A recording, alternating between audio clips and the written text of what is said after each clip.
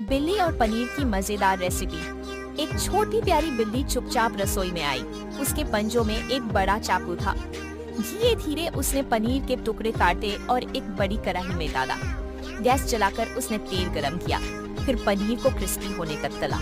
हल्दी और लाल मिर्च पाउडर डालकर स्वादिष्ट करी बनाई। खुशबू से पूरा कमरा महक उठा। आखिर में बिल्ली टेबल पर बैठी, गर्मा गर्म पनीर की सब्जी और रोटी का मजा लेने लगी। ऐसी बिल्ली ही हो तो शेफ की जरूरत ही क्या।